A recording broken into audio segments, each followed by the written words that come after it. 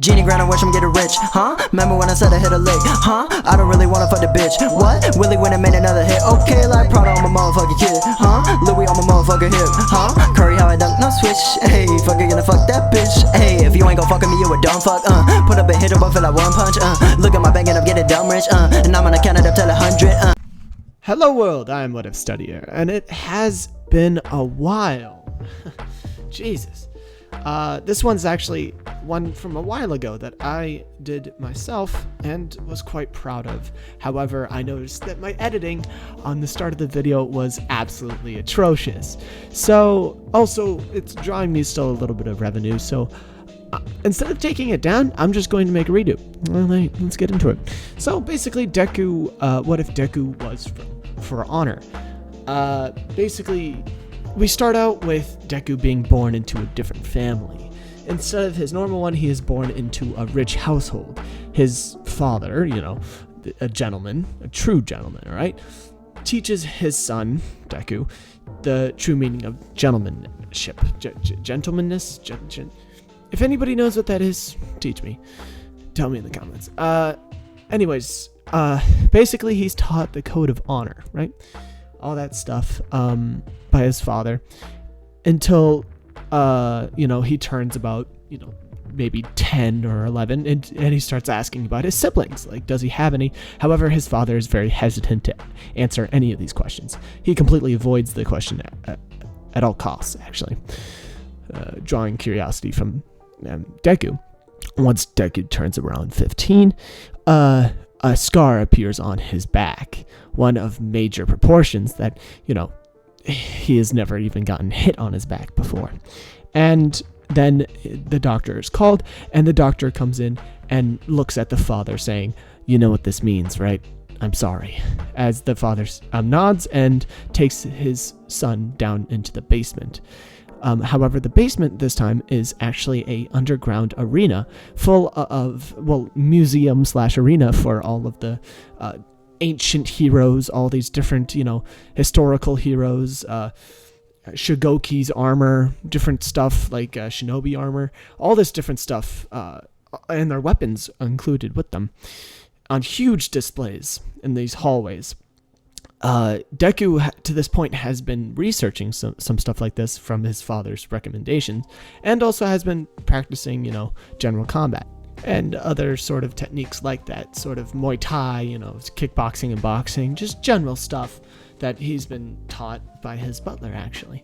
Arthur, his father, I forgot to mention, his father's name is Arthur, looks around and calls out the names of each one, as Deku responds in kind, also naming all of them, as he had entering the room, because he's known these guys for a while in his history books. However, this time, something weird happens. All of the ghosts come out of them. Souls of these fighters start to rise out of the casts, like 10s upon 20, almost ghosts just come writhing out, right? Surrounding Deku and Arthur, presenting themselves to Arthur, however, shunning Deku away. Arthur says, "This is the boy," as all the rest of them nod and then stare into Deku's eyes. As they all start to discuss amongst themselves, sort of, whispering and speculating stuff about him, he asks what the hell is happening. As, Arthur puts his hand on his shoulder and says, "Do not worry. Just fight for your life." As, Deku's like, "Wait, what?" As suddenly a bandaged warrior comes ahead and offers his services to Deku. All the rest of the ghastly figures sort of shocked in their expressions. Their intensity dies down as they all realize that he's got the kid. As Deku looks up to this bandaged warrior, the bandaged warrior holds out his hand, as Deku responds in kind, saying, "Sure, I'm happy to help." He's like, "No, I'll be the one that's helping. Now let's see your power." As suddenly the armor bursts out of the cage that it was held in. Shinobi's armor is very light, just light leather stuff like that.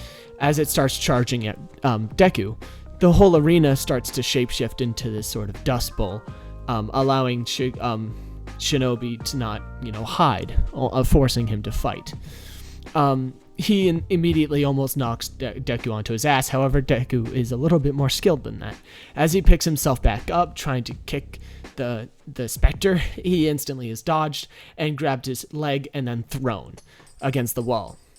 As then he's toppled onto, and then he starts to get choked out by Shinobi.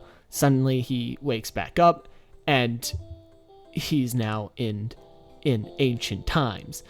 I know this is all real quick, all right? This is sort of the process that all of his brothers and his sisters went through, all right? I have to give you this background right now because it's very confusing. Basically, all of his brothers and sisters had gone through this. They were all a sort of league, and they were all supposed to be, the new righteous warriors of this new age. But, however, they sort of rebelled under Apollyon. So basically, Deku is now going through this process and is going to have, Apollyon try to recruit him. However, Deku has to go through the trials first, which Shinobi has been guiding him through as a physical form, as one of the warriors that he fights with, his captain, to be exact. Until one battle, years and years ahead of him fighting and learning how to use Shinobi's weapons, all these different types of stuff, dodging around and becoming a much more versatile fighter. He actually he learns from Shinobi one night when he's absolutely blackout drunk that, he's going to, when he returns, he's going to have to fight the rest of the specters. He doesn't say how, though. But now he starts to search up the weaknesses of each of the fighters. Valkyrie's, lack of armor is easily defeated by, taking up her spear and throwing it back at her. Shigoki's way too fat to notice his weak points. And then, other stuff like that. Like the Japanese relying too much on their bows. Stuff like that. It's just like he starts to research all this. And this helps him with his general conquest in the ancient times. He goes through battle after battle, sort of waging war, and he gains a huge reputation back then, more than any other of the Warborn, they're called, have been. And he sort of joins the Japanese faction, you can imagine. However, he doesn't really want to pick sides yet. He's just doing what they tell him to. After all, he's just still a mind of a child, right?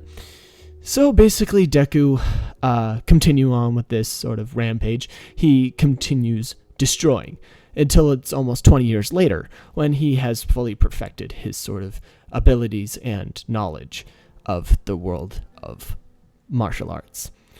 So now that he feels like he's completed, he starts to strike his rampage into the Vikings' territory. And then in the final siege, his master, Shinobi, was shot off from the ladder with a flaming arrow to the heart, which immediately kills him as he falls down to the ground. Deku, feeling heartbroken, suddenly the world starts to shrink as he had failed to protect his master, who was keeping him here to teach him a lesson. That lesson he will never learn, as he has learned nothing here. He has only learned how to survive. That's all he knows. So he starts to be teleported back to his old original body, right? Suddenly all the scars over the years that he's been fighting start to appear on his body, slowly but surely. However, all of his muscles haven't fully developed back into his old body again. Because he was only 15, he's not ready for that type of muscle that he's been building up. General endurance, however, does transfer over very well. When he comes to again, Arthur, his father, comes and sits next to him, sort of, trying to wake him back up. As he wakes up, he sort of freaks out and then realizes that he's back in the original time. He's like, I knew that wasn't just a bad dream. Thank God. I did not want to live there. There's a lot of gout, a lot of diseases in general. Never again. So basically, Deku picks himself back up, realizing that, what his master had told him, and all the sort of specters start to correlate and sort of lining up. As Deku then says, no. The only chance that you guys have against me is if you all line up if you all attack me at once. And they all look at each other and start laughing and gawking in their own languages. They don't take him that seriously, clearly. So he takes one look at him and says, "Really? You don't believe me?" They're like, "No, we believe you. You know the line of honor that you have to, believe in. As you are trained by us. You are trained by us. You would know honor." He's like, "Well, my master wasn't too keen on that certain lesson." As he gets into a ready position, all of them are like, might as well. Beating up a child tonight. So they first, all start picking up all their armors. First comes at him is Shigoki. Shigoki immediately rushes him, sort of spiking his, club over his head. However, Deku dodges around him, wrapping himself around him, and wrapping his exact muscles together. Puts his arm around him and starts choking Shigoki out. Meanwhile, Valkyrie throws her spear at him. However, Deku dodges out of the way. The spear goes straight through Shigoki's armor. Valkyrie was now open, which then he jumps over and kicks Valkyrie over, not completely destroying her. However, he does grab onto her helmet as he kicks her, so that he keeps the helmet and then chucks it at Kensai, who then he starts running after, and then sort of he slides under him, tripping him, which has never been done before, and then immediately stomps in his helmet, taking out the spirit. He looks to the rest and says, "Come on, bring it on. I can take on all 20 of you. I don't care." As all the rest are like, "Okay, he's serious." He doesn't have to prove it anymore. He basically took out all of us, so he's like, "That's what I thought." And this impresses Arthur so much, he's like, "You're ready." He's like, "Ready for what? You haven't told me anything." He's like, "That's exactly what I mean, to be told everything." "It's about your brothers and sisters." Deku's like, "Brothers and sisters? You would never tell me this." And he's like, "Yeah, that's exactly the point." Just come over and so they start Deku, all the spirits go back to their original places, and his father tells him about his brothers and sisters. They start spending the night in the basement, sort of telling each other about war stories, about how his father had lived through those stories. He's actually immortal. He basically is able to live forever. However, he can still die to normal wounds. But it's just like his father, he's a legendary war hero and shit. And he had, over the years of trying to make kids, they all started raging against him and rebelling. It wasn't until this few years that they actually started fully rebelling and started making their own factions. Split up between 3 factions, they fight amongst themselves and have completely forgot about their original father. Over all this time, they've started, becoming more greedy about their territory and now claim all of Japan under their rule. Split up between the crazies, the honorables, and the royals. Obviously, Japanese, we get it. Crazies, obviously, Vikings. Who knew? Basically, Deku's just, what the fuck? Why didn't you tell me this? He's like, "Well, so you didn't get scared and run away." He's like, "I would never run away." He's like, "You just ran away from the spirits." He's like, "Yeah, that was intimidation. That wasn't running away." He's like, "Same thing in my book." So basically, they spend all night talking about their war things. Like, he starts to get to know his father a lot more about all this war shit, how they connect on it, about his brothers and sisters, who to watch out for. And it seems that each one has taken a different spirit, and he was the final spirit, and there's still hope for him and stuff. But she always comes to recruit one of them, always comes. And he's like, "Who's she?" He's like, "Apollyon. You're not ready to take on her. No one is. But maybe if you could rally your brothers and sisters, maybe you can beat her. But only if. I would sacrifice myself to beat her if I could, but I'm not sure if my age is going to hold up anymore. After all, it's been thousands and thousands of years. So basically, it gets solemn for a moment, and then they start to hear something. He whispers to Deku, head for the basement. As Deku's like, what? As he just pushes him as hard as he can. Suddenly, all the glass in the manor shatters.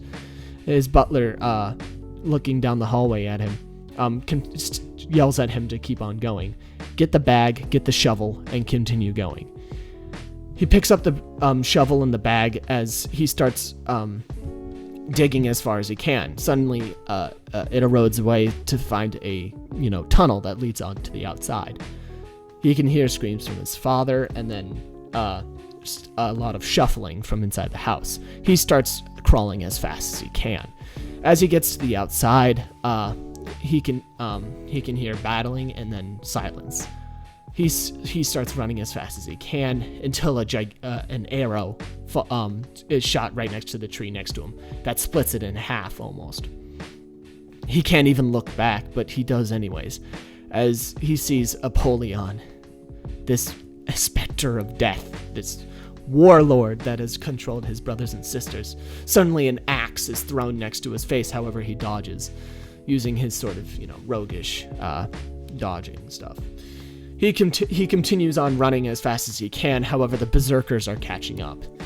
He can see them starting to pop pills, something like that, as they start to hunt him down.